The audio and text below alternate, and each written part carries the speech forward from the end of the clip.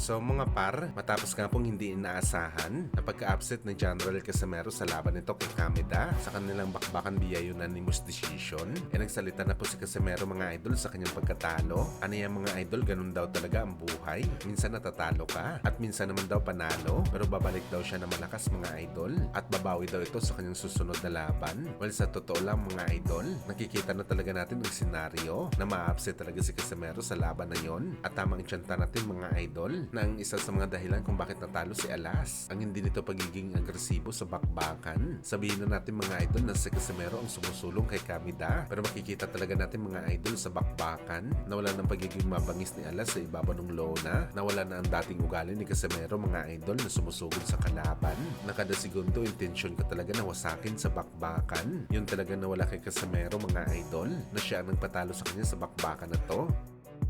Samantala dahil nga sa pagkatalo ni Alas mga idol, marami nga po ang mga Pinoy boxing fans na nagsasabi na oras na daw mga idol para kay Casimero na isabit na ang kanyang boxing glove sa boxing sports at mag-retire na ito ng tuluyan. Father time na performance na daw kasi ang pinakita ni Alas sa naging laban nito kontra kay Kiyonosuke Kameda. Walang makakasagot lang talaga nito mga idol, walang iba kundi si Alas lamang, na sa kanya na ang desisyon mga idol. Ipagpatuloy pa nito ang bakbakan sa ring. Suportado pa rin natin si Alas kung lalaban ulit ito. Ang problema, paano na to mga idol? Ang naging laban kasi nito kay Kameda, ito na ang huling chance niya mga idol na umangat ulit ang kanyang pangalan sa boxing sports. Pero yun nga, nasilat pa ito sa bakbakan. Meron pa ba kukuha kay Alas mga idol matapos ito ma-upset sa fighter na tinalo ni Picasso at Luis Neri sa bakbakan? Well, yan ang abangan natin mga idol.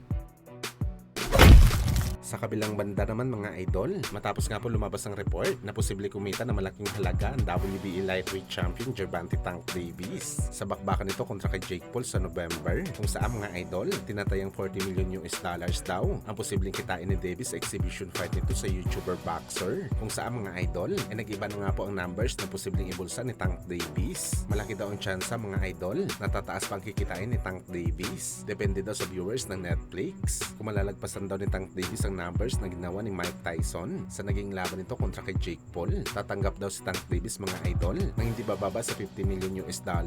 Ganito kalaki ang kanyang kikitain mga idol sa dramahan na bakbakan kontra kay Jake Paul. Well, malaking tiwala natin mga idol na malalagpasan talaga ni Tank Davis ang numero ni Mike Tyson dahil superstar ito mga idol at mabenta talaga palagi ang laban ni Davis Boy, lalo pa libre ang laban sa merong subscription sa Netflix, kaya posible talaga bumasag ito ng record. Malaking pera ang $50 million mga idol. Sakto na ito para sa pinaplano ni Tank Davis na mag-retire na sa boxing sports for good.